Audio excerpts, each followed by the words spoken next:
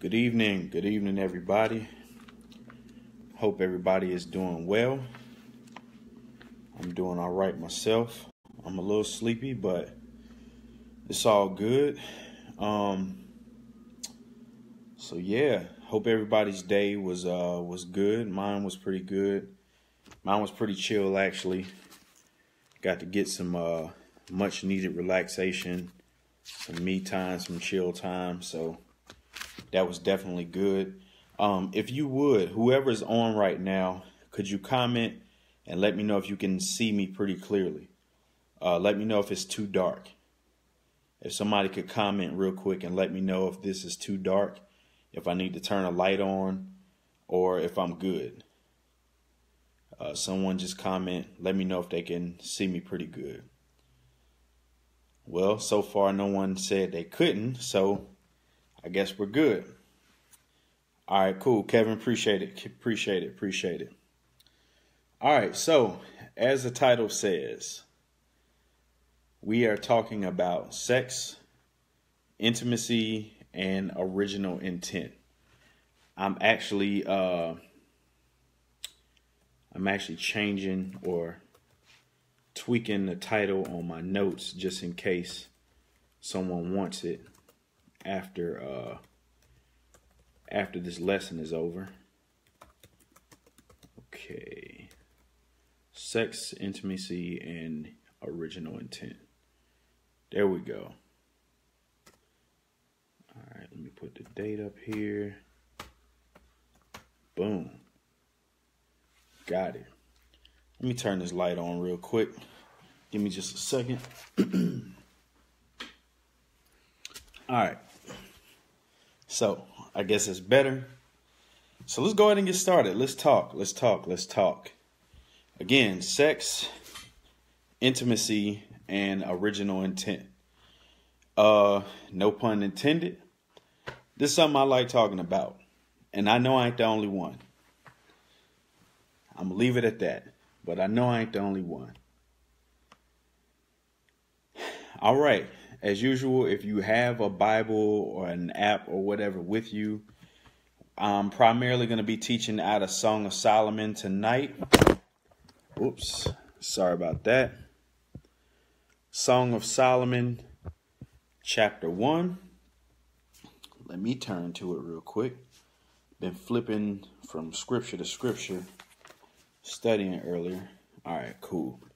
Song of Solomon, chapter 1. And I'm going to go ahead and read through the first 3 verses. Or the first 2 verses. And I'm going to read Song of Solomon, chapter 1, verses 2 and 3. And it reads, "Let him kiss me with the kisses of his mouth, for thy love is better than wine." Verse 3 reads, "Because of the savor of thy good ointments, thy name is as ointment poured forth. Therefore do the virgins love thee." Torin, was good? How you doing? So I'll read those 2 again. Verse 2, Song of Solomon, chapter 1. "Let him kiss me with the kisses of his mouth." Lord, sorry about that. "Let him kiss me with the kisses of his mouth, for thy love is better than wine." Verse 3, "Because of the savor of thy good ointments, thy name is as ointment poured forth. Therefore do the virgins love thee." All right, so let's expound on this. Before I even go into the notes, I really want to talk about a few things. Nah, I'm not nervous at all, actually. Just some technical difficulties with this phone. We're talking about sex, intimacy, and original intent tonight, but this is a very, very vast topic. Very vast topic. It is completely impossible for me to talk about everything about sex in one session. I don't care if this session was 3 hours long. It's impossible for me to talk about the entirety of sex, the entirety of what intimacy is, and the entirety of the original intent of it all. So this is going to be more or less a crash course. We are going to go into some detail. Regarding this. However, like I said, this is an impossible topic to talk about every aspect of it in one sitting, in one lesson. So I don't want you to expect that. I am not the final authority on it. I don't know everything about it. I'm sharing tonight what the Lord has revealed to me to give to you all. Hey, Laurel, how you doing? What's good? So one thing I really want to deal with before I go into the notes is this. All of us talking tonight, all of us on this video, we all have some sort of a knowledge base of what sex is, of what intimacy is, and kind of, sort of, maybe not, a knowledge base or a point of view of what the original intent of it is. The two main things that we know about sex. We know that it's used for physical pleasure, and we know that it's used for procreation. And then the other step of it is there's an emotional attachment. And then from there is the part that unfortunately way too many of us are also familiar with, and that's the perverse side of it. That's the abusive side of it. That's the violent side of it. That's the illegal practice of it. All of that stuff related. Sexual immorality, sexual perversion. Unfortunately, I would venture to even say, and I believe that I would be right, that most of us have much more of a knowledge base of the evil side of it, of the misuse of it, of the abuse of it, of the perverse side of it. Whether we have engaged in it ourselves personally, or if we know of people who have, who are victims. From molestation to rape, to sexual harassment, to sexual abuse, be it verbal or physical, all those different other facets of it. However, tonight, of course, we're talking about it through the Word of God. That's the authority. And hopefully at the end of this lesson, you're going to at least begin to get a realistic view, according to the Word of God, of the original intent of it, and why you should enjoy it, and why you should actually engage in it as much as you possibly can, with some jewelry on, of course. All right. I'll also talk about the fact that probably most of us, if not all of us, have engaged of it outside of covenant. I know I have. And I'm going to talk about for a little bit, at least, the dangers of that. We all know about STDs. We all know about pregnancy, all that basic stuff. However, I'm really going to talk about the spiritual aspect of it tonight. So, I'm going to go back over the scripture, and then we're going to dig into the notes. Again, we're starting with Song of Solomon, chapter 1, verses 2 and 3. And it reads, "Let him kiss me with the kisses of his mouth, for thy love is better than wine." Verse 3, "Because of the savor of thy good ointments, thy name is as ointment poured forth. Therefore do the virgins love thee." Now, the first point I really want to point out is verses 2 and 3. It signifies both the kiss of the lover and the mere mention of the lover's name. The kiss from the lover is seen as one of the most precious things in life. The lover's name is like one of the greatest aromas that the beloved has ever smelled. Now, let's break down who the lover is and the beloved. Now, the book of Song of Solomon. Solomon, this whole book is about him, King Solomon. He's considered as the lover here. The beloved, Beloved, is the woman, the wife. So anytime I say the lover or the beloved, now you know who that is. So the lover's name, just his name to his wife, is like one of the greatest aromas that the beloved, the wife, has ever smelled. Verse 3, that's going back to that. Because of the savor of thy good ointments, thy name is as ointment poured forth. Now, in those days, ointment or oils, it had a lot of spices in it, had a lot of herbs in it, had a lot of aromatic herbs in it. And when it's mixed the right way, it smells wonderful. You know, there are a lot of different things. Oils have become a lot more important nowadays.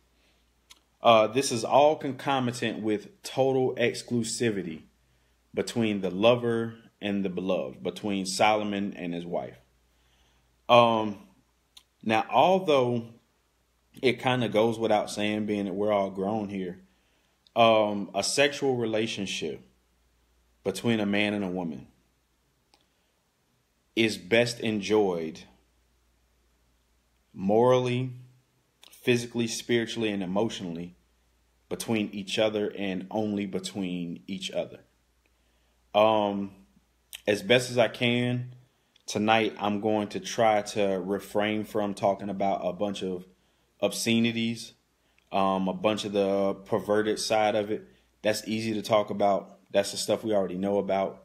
And as I said at the beginning a few minutes ago, the perverse side of it is the part that we're most familiar about, unfortunately. That's the easy stuff to talk about. Tonight, I really want to talk about it from not only a pure place, but from a place of original intent. Because contrary to popular belief, number one, we all know that in most churches, sex is not talked about. It's not talked about much, at least. And if it is, it's coming from the context of don't do it if you're not married. That's about it. Save yourself. Don't be a hoe. Don't be a player. Don't sleep around. Don't fornicate. You know, all of those roundabout ways of don't. But then you have a bunch of married couples in these same churches who are struggling in that same area. But because they're not getting any teachings on when they're married, why they should do it and why they should do it often and what happens, what actually goes on during that time outside of procreation and physical pleasure and maybe a little bit of an emotional connection, there still isn't much teaching, if any at all, on what that even means. So this is the beginning, verses 2 and 3. Now we're going to jump down to chapter 2, and I'm going to read through verses 1 through 4. We're in Song of Solomon, and this is chapter 2, verses 1 through 4. And it reads, I am the rose of Sharon and the lily of the valleys. This is the wife speaking.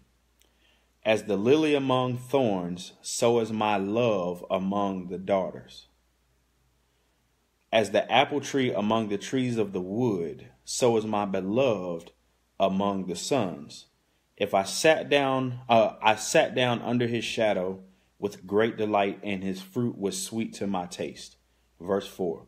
He brought me to the banqueting house, and his banner over me was love. All right, now let's break those four verses down. Verses 1 through 3, it shows how both parties stand out amongst everyone else. Verse 2, it says, as the lily among thorns. A lily among thorns. I'm seeing a whole bunch. I'm seeing all these beautiful women, and they're all beautiful in their own right. However, I'm seeing a lily when all the rest of them are just thorns. And it's way more, it far transcends physical looks. There's something about her in particular in the midst of all the rest of them. They're all beautiful. They all have their own uniqueness in their own right. However, there's that one. There is that one that gets a rise out of this. Way before there's a rise elsewhere. We grown, but I really want to try and keep this as innocent and pure as possible. So we got it. So verse 2 again, as the lily among thorns, so is my love among the daughters. She's talking about her love. Verse 3, as the apple tree among the trees of wood, so is my beloved among the sons. There's something about him. All the rest of the guys look good. All of the rest of the guys got nice bank accounts. All of the rest of the guys, have all of these attributes, all of these things that are appealing. However, there's something about the one that God has assigned you to that makes him stand out and be set apart from everyone else, to the point to where it literally won't even matter what anyone else has, because he has what no one else has. She has what no other woman has. She's able to affect you. She's able to minister to you. She's able to speak to you in such a way that it provokes a response from you that no other woman can tap into. Another woman might be able to physically bring you pleasure, physically. And if it happens enough, and if it physically feels good enough, it may go to a certain level, but it's always going to have a ceiling on it. However, when it comes to the one that the Lord has specifically assigned to you, they're going to be able to draw certain things out of you. They're going to be able to touch places inside of you that is completely off limits and is completely non-existent to everyone else. I don't care how much you may ever have sex with or engage with emotionally with anyone else. They're not going to be able to touch or come into contact with certain places in your innermost being, because the key has been given to one person and one person only. I don't care how much technique he got. I don't care how many skills she has. I don't care how well endowed he is. Let's talk about it. I don't care how well kept she is. Does not matter. When it comes to the specific one that the Lord has specifically assigned to you and only to you, there's going to be a connection unlike anything you've ever had. LaPortia, I actually do have notes for this. I'm going to offer it as soon as the lesson is over. I have them all typed up. This goes for everybody. If anyone wants notes to this tonight, I do have them. When the lesson is over with, just inbox me your email and I'll send them right on over. All right, so let's go back into the notes. This is chapter 1, verses 1 through 4 right now. So verses 1 through 3 shows how both parties stand out amongst everyone else. There are plenty of beautiful women out there, but she, again, will be the most beautiful of all. Kim Manley, God bless you, woman of God. It's so good to hear from you. But she will be the most beautiful of all. Verse 4. Let's read that real quick again. He brought me to the banqueting house, and his banner over me was love. Now I'm going to read the note. I'm reading out of the King James Study Bible. It's real interesting what they said. The king's love for her is displayed for all to see like a large military banner. He's not hiding it. He's not ashamed of her. They're out in public.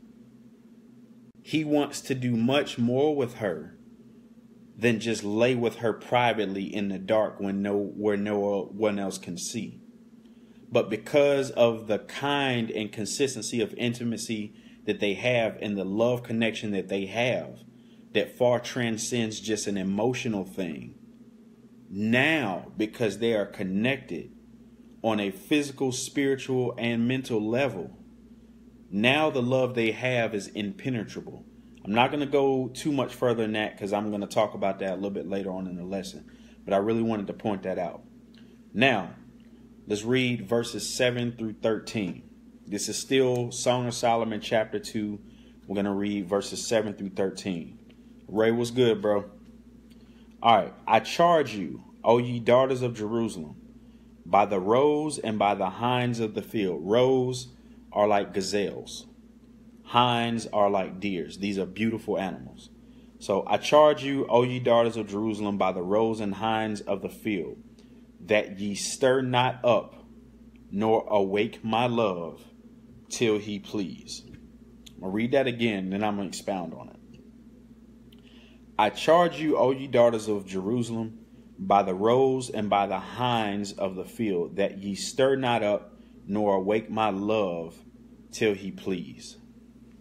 Now, verse 7, it warns you not to stir up or to arouse or awaken love until the appointed time. This can be in reference to both the appointed time with the right person.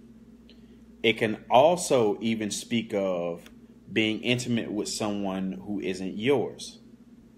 Now, although that seems or sounds elementary, let's really take an inventory real quick, starting with myself. How many of us have sexually engaged with someone who doesn't belong to us? Not just the fact that we're not married to them, but even deeper, the fact that maybe we're not even supposed to be married to them. Jordan, what's good, bro? Good to see you. But even the fact that we're not supposed to be married to them at all. The reality of it is this: when we are engaging sexually, intimately with someone who God did not specifically assign to us, we are now potentially tainting that person, not just physically, not just emotionally, but spiritually. We're perverting things. We may not be doing anything sexually perverse with them. We may not be choking them and tying them up and all that other crazy stuff. However, spiritually, it's like you trying to put a square peg in a round hole. You're trying to connect two souls, two spirits that were not meant to connect in that way. It may feel good because I'm a man, she's a woman. That's the natural part. That's the easy part. But it's not, we don't realize the spiritual ramifications that also come with that. Now, I would say in the last 10 to 15 years, you've heard the concept of soul ties. I'm going to break that down for a second. But like I said, this is sex, so there's no way we can cover everything about that subject in one teaching. But I'll talk about it for a second. Okay. The soul, exactly, Kim Manley. The soul is comprised of three parts: your mind, your will, and your emotions. The soul is comprised of your mind, your will, and your emotions. Now you take one soul, that's one mind, one will, one set of emotions, and then you join it with another mind, will, and set of emotions. And you put them things together. So I'm making it real simple so you can see it. I challenge you, I encourage you, I charge you to do your research, study it yourself. But I'm just making this real simple tonight so I can give you at least an introduction of this whole soul tie thing. Now, God created us all unique. He created us in his image, but he created us all individually for a specific purpose. And he gave us all specific assignments to fulfill here on earth according to his overall will for the world, for his whole people, for the expansion of his kingdom. Now, if he created me for a specific purpose, if he gave me a specific assignment, and because of that, he made me in a specific way, he gave me a certain kind of an emotional compass. He made my mind a certain way. He wired me a certain way. He gave me a certain kind of will, all those different things. He created my soul. All souls are mine, saith the Lord. All souls are his. So if he created me a certain way for a specific reason, and the woman that he made for me, he also created her as an individual for a certain reason at a certain time, and he wired her a certain way for specific reasons. Then for me and or her to go out and to tie myself, to connect myself with another soul that was not assigned specifically to me, I'm doing three major things. I'm messing myself up. I'm also messing it up for her, because now she's connecting to someone that she wasn't assigned to. But I'm also messing it up for the man who is assigned to her, and I'm messing it up for the woman who is assigned to me. Even if it's not sex for a second, we're talking about sex, intimacy, and original intent.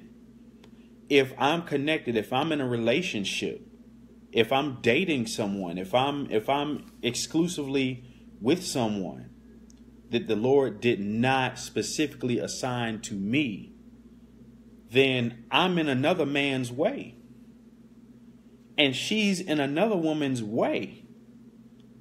The woman who is created and assigned just for me now can't connect to me until or unless I disconnect from the unassigned woman. Be that physically, spiritually, emotionally, in any way that I am ungodly connected with her. Again, we may not be out here doing a bunch of sexual, nasty, immoral stuff, but just the simple fact that we went outside of the will of God and we connected in a way that he did not specifically create me as an individual and her as an individual. We're getting in the way of the people and the resources that were meant for us. So that's my little spiel on soul ties just for the night. Like I said, this is a very, very vast topic. I guarantee you this won't be the last time I talk about this, but we're going to go ahead and move on. Another point I want to pull out of verse 7 again. I'm going to read verse 7 again for those of you who are just tuning in, and then I'm going to expound some more. Verse 7, this is Song of Solomon, chapter 2, verse 7. I charge you, O ye daughters of Jerusalem, by the rose and by the hinds of the field, that ye stir not up, nor awake my love, till he please. Now, I talked about connecting to people that weren't assigned to you. I talked about even in relation to the one who is assigned to you, that assignment is activated still at an appointed time. If the Lord were to reveal to me the woman that he has for me tonight, but if he were to do that tonight, yeah, I'm going to be happy. Duh. She going to be happy. Yeah, she going to be happy. However, we're not getting married tonight. We're not getting married tomorrow. Now, I'm not the Lord, and he's not going to reveal everything to me all at one time. We know in part. We prophesy in part. We see in part. So he may reveal to me tonight, hey, that's the woman I made for you right there. That may be all he tells me at the moment. And then, because I'm constantly intimate with the Father, because I'm in close fellowship with the Father, he will then, in that time of intimacy, in that time of being connected, he will show me when to pursue. He will show me what to do. He will show me how. He will show me why. He will show me every aspect of what that connection is supposed to be. However, he ain't showing me nothing if I ain't connected to him. This is intimacy. This ain't just with physical sex, just getting it in. It far transcends that. That's a part of it, and it's a very important part of it, and it's a fun part of it. But that's not the whole of it. So, Let's move on. We're going to read verses 8 through 13 now. Verse 8, and it reads, "The voice of my beloved, behold, he cometh, leaping upon the mountains, skipping upon the hills. My beloved is like a roe or a young hart. Behold, he standeth behind our wall. He looketh forth at the window, showing himself through the lattice." Sorry about that. He's showing himself through the lattice. Verse 10, "My beloved spake and said unto me, Rise up, my love, my fair one, and come away. For lo, the winter is past, the rain is over and gone." Verse 12, "The flowers appear on the earth. The time of the singing of birds is come, and the voice of the turtle is heard in our land." And verse 13, "The fig tree putteth forth her green figs, and the vines with the tender grape give a good smell. Arise, my love, my fair one, and come away." Now, verse 13, it displays its imagery of what the right time looks like. Verses 8 through 13 was a picture, a mental, spiritual picture of what the appointed time, of what the right time looks like. Not only did the woman not have to go out and look for him, but even he did not come for her until the appointed time had come to do so. Verse 9, when it says, "Behold, he standeth behind our wall. He looketh forth at the windows, showing himself through the lattice." What that means is this. I'm going to read the note on it. Celebrated. Let's see. "Looketh through the windows. The eager lover tries to catch sight of the beloved while she is still preparing herself for the meeting. She's getting ready. He's coming to get her. However, he was looking in anticipation like, man, this is about to happen. Look, there's nothing wrong with anticipating. There's nothing wrong with wanting it. Yo, we're human. We're going to have our days, and some of us have more days than others. Whatever, God gave you that desire. Don't ever pray to him and ask him to take away your sex drive, because he's not going to do it. Why is he going to take something away that he gave to you for a purpose? I ain't going to harp on that a lot tonight. But now let's jump down to verse 16. And here's where I'm really going to jump into the meat of this. Verse 16, and it says, "My beloved is mine, and I am his. He feedeth among the lilies." Let me read the note on that again. "My beloved is mine, and I am his." They belong to each other exclusively in a relationship that allows no intrusion. No one else. No one else. "My beloved is mine, and I am his. He feedeth upon the lilies." This is an exclusive relationship between him, her, and the Lord. No one else is allowed in. It's airtight. It's sealed. Now let's deal with some imagery for a second. Again, we're adults. When a man penetrates a woman, unless there is some,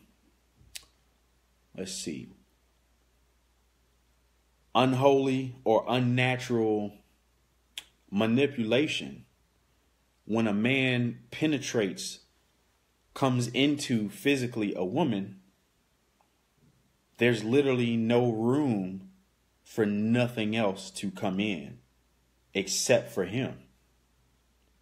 There's literally, and even physically, that signifies nothing outside even has permission to enter in.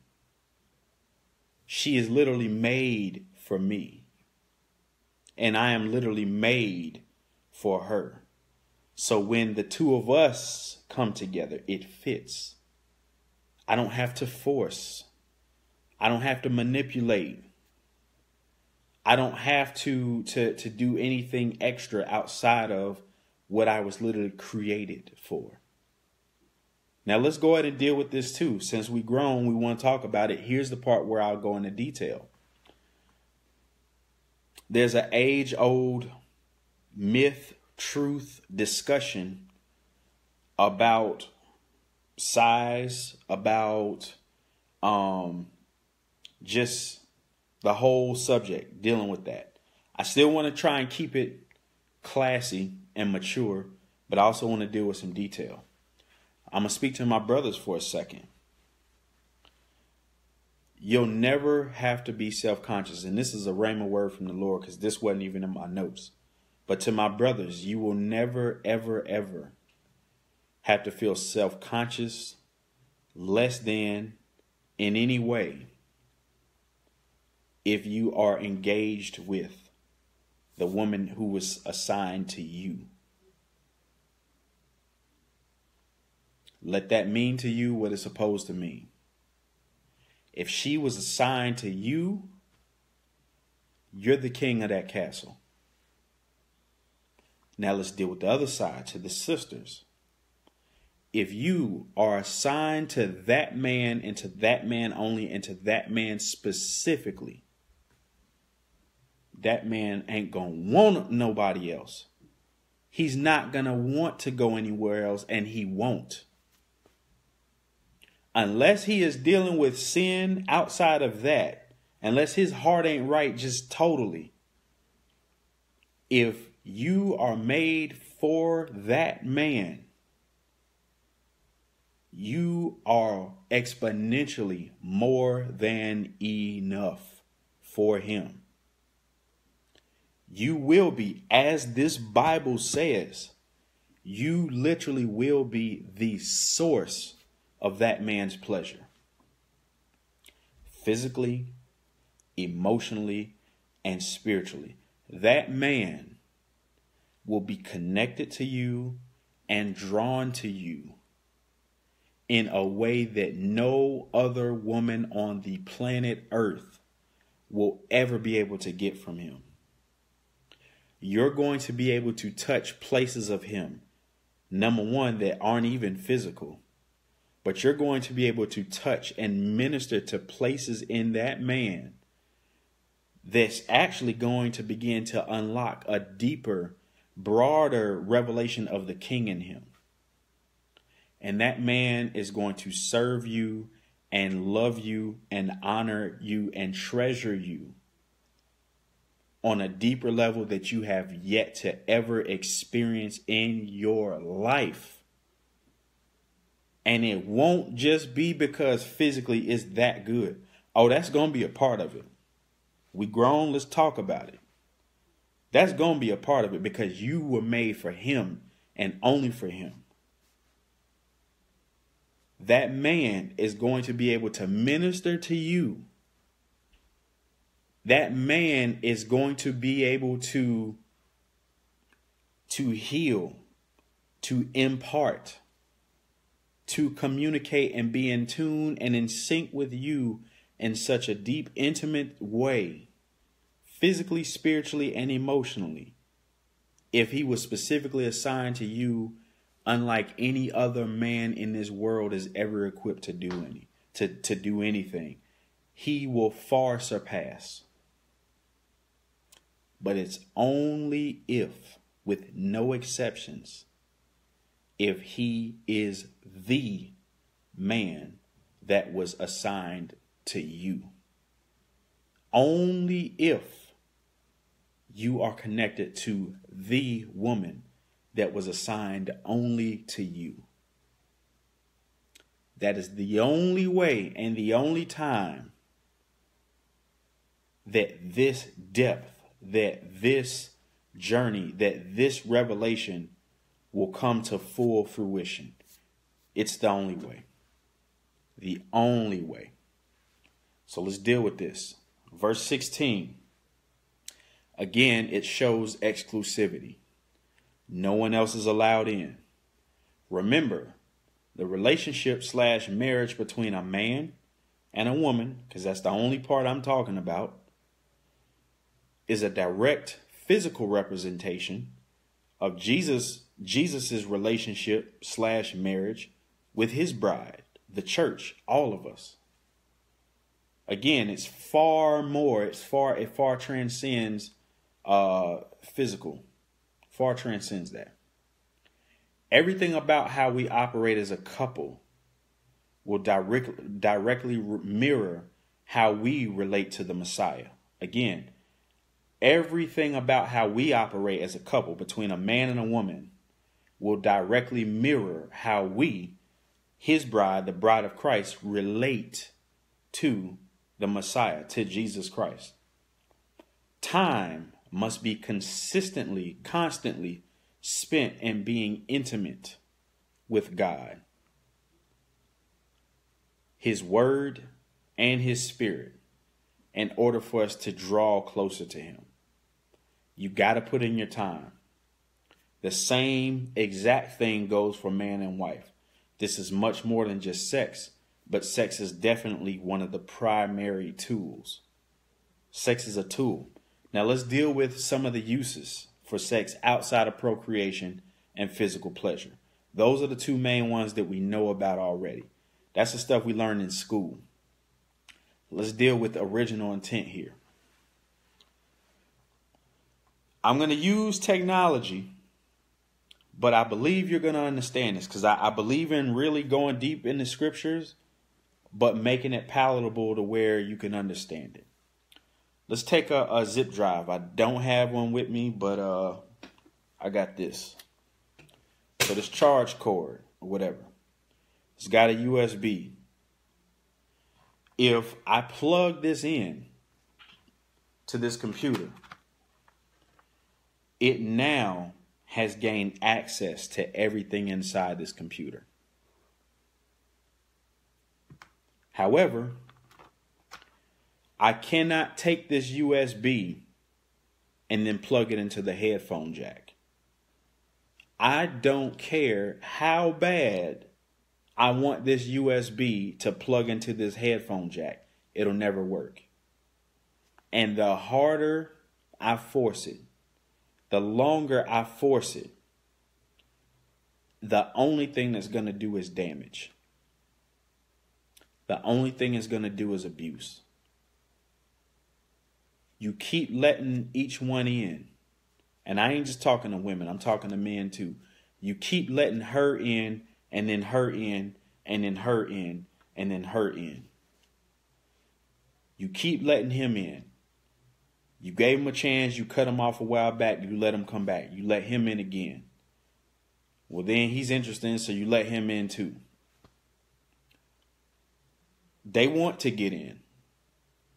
And then when you let them, and they were never designed to come in, they're not going to do anything but damage. Nothing but damage. Now, let me go ahead and use myself as an example. I've been on both sides of the spectrum. I've willfully been the USB trying to fit into the headphone jack. And I was granted access, but once I got in to get what I wanted, and then I disconnected. Sometimes I said that. I said it straight up sometimes. Look, this is what I want. Yes or no, in or out. I didn't even, there was a time I didn't care about rejection. It's either you gonna give it to me or you won't. And if you won't, go ahead and tell me now so I can get it from over here. We grown, right? So we talking about it. I didn't realize not only was I damaging her, but me, myself. I'm now damaging what the Lord has given me. And it was far beyond just the physical. I'm now going into places where I was never designed to go. And although I'm physically connected, I'm getting what I wanted. It was never what I was supposed to have. I've now chartered into territory that I was never meant to go in. I blazed a trail that wasn't meant for me to even embark upon. I went on a journey that I never had the roadmap to. When the man who was supposed to go on that journey, who had been given the map, he had to wait. His flight keeps getting delayed and he don't know why. He's praying. He's in intimacy and fellowship with God. Lord, where is my wife? Lord, where is she? Lord, you told me to fast. Lord, you told me to cut these women off, and I did. Lord, you told me to get this right with you. Lord, you told me to study. You told me to do this. You told me to do that. Where is she, Lord? And the whole time the Lord is saying, listen, she's here. My grace is sufficient. I'm going to keep you and I'm going to cover you because I'm not going to tell you right now that she's being destroyed. And I'm trying to bring her out just like I brought you out. She keeps letting undesigned apparatuses connect. He keeps allowing things that were never designed to connect to him to come in over and over and over again just because it feels good to him. He's damaging himself. He's willfully offering himself up to be destroyed, to be taken advantage of. It don't matter who's on top if we're both open. It don't matter who's on top if we both open. Just because I'm the man and I'm physically penetrating, you're coming inside too. Because physical penetration is the act. But once that is commenced, we're like this. You don't see no difference. I taught a lesson on the law the other day. What did Adam say when Eve was presented to him? This is bone of my bone, flesh of my flesh. That woman came out of him. For this cause shall a man leave his mother and his father and cleave to his wife, and they shall be one flesh. Don't matter who's penetrating. She's coming in and so are you. Man. So let's keep going. We're going to go deeper. No pun intended. Okay. Let's turn to John chapter 15.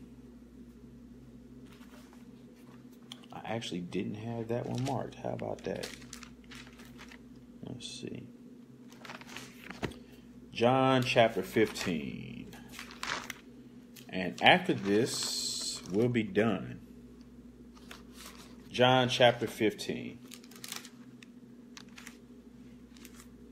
We're going to read verses 4 and 5. Brittany, chill out. John chapter 15, verses 4 and 5. The title of this is Jesus. He's the true vine. Okay. Matter of fact, let's just read 1 through 5. This is red writing, so this is Jesus saying all of this. I am the true vine, and my Father is the husbandman. Every branch in me that beareth not fruit, he taketh away. And every branch that beareth fruit, he purgeth it, that it may bring forth much fruit. More fruit, 3. Now ye are clean through the word which I have spoken unto you. Verses 4 and 5, here are the focus verses. Abide in me, and I in you. Abide in me, and I in you. As the branch cannot bear fruit of itself, except it abide in the vine, no more can ye, except ye abide in me. Verse 5, I am the vine, ye are the branches. He that abideth in me, and I in him, the same bringeth forth much fruit. For without me ye can do nothing. I'm going to read verse 5 one more time. I am the vine, ye are the branches. He that abideth in me, and I in him, the same bringeth forth much fruit. For without me ye can do nothing. Now, I'll give you some definitions. To abide, A-B-I-D-E, to abide means, I got a few definitions. To accept without objection, no reservations, no strings. I'm going to open all the way up and let you all the way in. To accept without objection. To continue in a place. Don't just engage in intimacy one time. You have to continuously stay intimate. Abide in that thing. To continue in a place. To conform. And they twain shall be one flesh. To conform. To act in accordance with. How can two walk together? Walk together. To act in accordance. How can two walk together except they agree? Life cannot come forth without a connection. The worlds were framed by that which does not appear. Just because it doesn't appear doesn't mean it exists. There was a connection there. Life cannot come forth without a connection. Both parties must come together in order for advancement to occur. Communication is key. That's a connection. Communication is intimacy, because now you're opening up. Open-ended communications, open-ended conversations, I'm releasing to you, and you're accepting it from me. Abide, to accept. I'm releasing it. I'm releasing my heart. I'm releasing my emotions. I'm releasing revelation that God has given me to give to you. I'm releasing it. I have to open myself to release. If I have something in my hand and I want to give it to you, I not only have to come to you, but now I have to open my hand up so that I can release it into your hand. And you have to open your hand up to receive what I have to give you. Do you see how dangerous that is now, to receive what you weren't supposed to receive? I ain't going to harp on that no more tonight. Like I said, we're going to talk about this a whole bunch. Okay. Both parties must come together in order for advancement to occur. How do you expect to bear fruit if you're not planted in the soil? Again, how do you expect to bear fruit if you are not planted in the soil? The soil is representative of the source of nutrients that the seed has to have, and the birthing grounds in which all fruit come to life. It cannot happen any other way. Now let's put that in human terms for a second. Just for a second. How do you expect to bear fruit if you're not planted in the soil? So yeah, for procreation, sperm and egg, germination, all that stuff, boom, boom, boom, 9 months later, wham, wham, wham.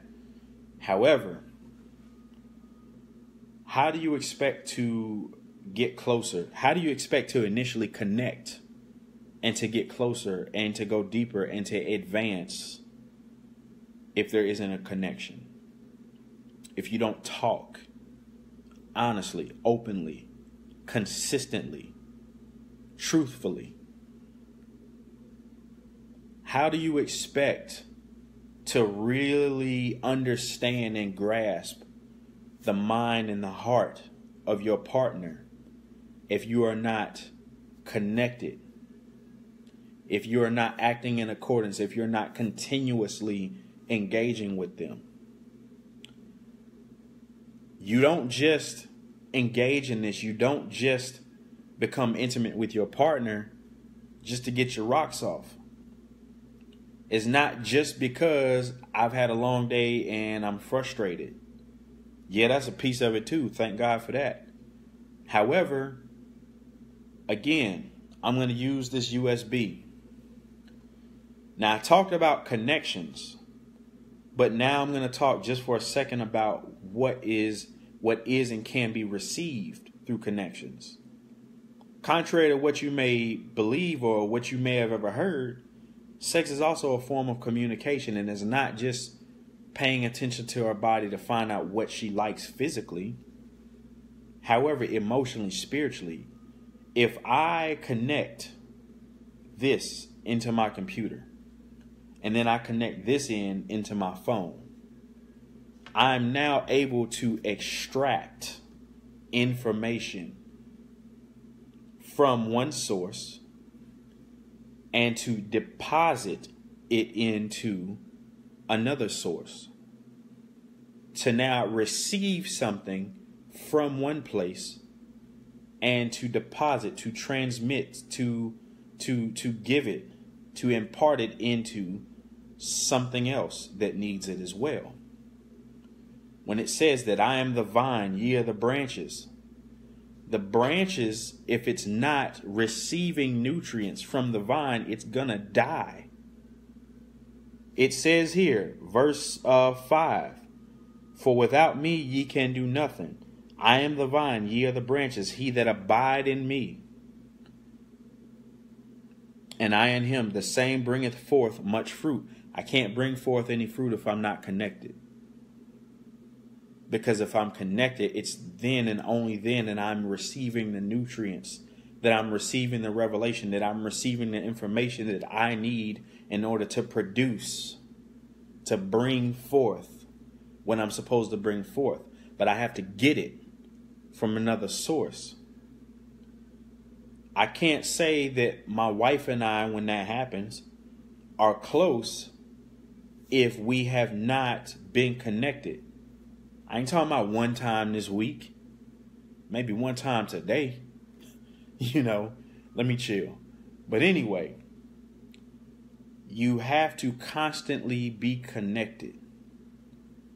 There's way, way, way, way more reasons than just a physical feeling and for procreation. Again, as I said, this is a very, very, very vast topic.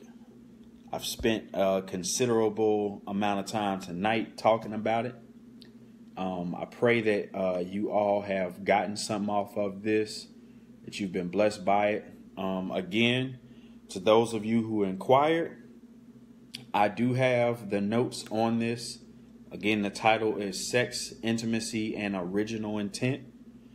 There will be many more lessons on this topic